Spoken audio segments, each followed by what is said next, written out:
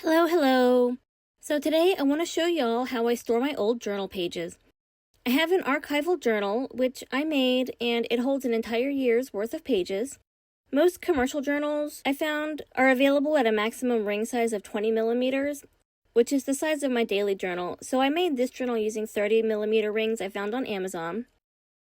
By making it, I was also able to completely customize it. The cover is fabric that I designed and had printed. Hippos are my favorite animal. And I had an iron-on label with the year embroidered and ironed it onto the side. I also designed these dividers to match the cover. I'll make another video detailing how I made it, but for now, let's just have a little walkthrough of my 2025 journal. In the front, I have my annual trackers. I did the pixel style last year, which I really enjoyed. I only tracked steps, health, audiobook hours, and temperature. Next is my monthly pages. You'll recognize some of these themes as I've been remastering them and releasing them this year. In January last year, I did snowflakes. My first journals just had a calendar, a mood tracker, a hobby tracker, a habit tracker, a ring tracker to track my Apple Watch progress, and monthly bingo. In February, I used the heart theme. All of the pages are the same as January, except this is the first month I introduced a Tetris tracker for my chores.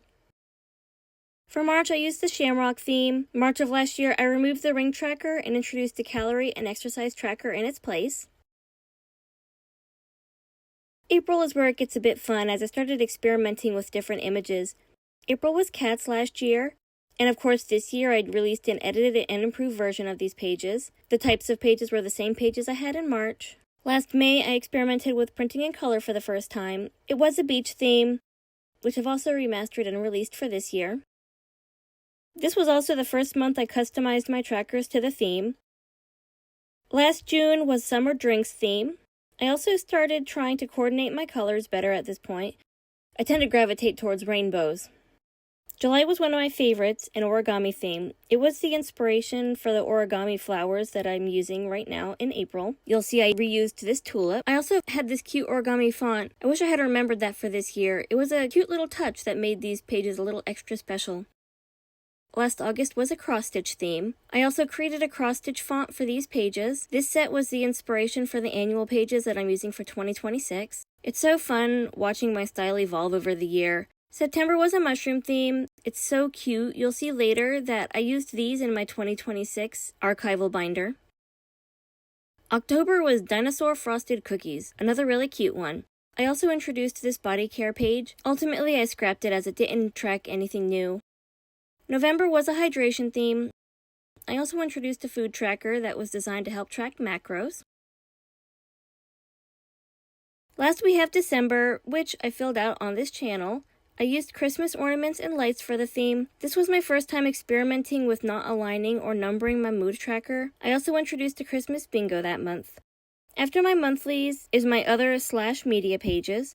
First, I have a manicure tracker, which I want to bring back. My daughter has told me she likes to pull my journal out just to look at this page, and I like to make her happy. Next is my podcast tracker, which is the same one I use now. I started a tracker for TV shows last year, but I don't watch too much TV, so it just wasn't enjoyable for me. Next is my reading log. Last year, I didn't write the extra details, and I think I like that better than what I'm doing this year, but I'm committed for now for the continuity. So that's my 2025 journal. I love it so much. Here's a preview of my 2026 one. I made it a little bigger, but it's used in the same method as my 2025 one. Just beautiful. I've already put my completed monthlies in here for 2026. You'll see here I have my rockets. Anyway, I'd love to hear how you store your old journal pages. And that's all for right now. See you later. Okay, bye.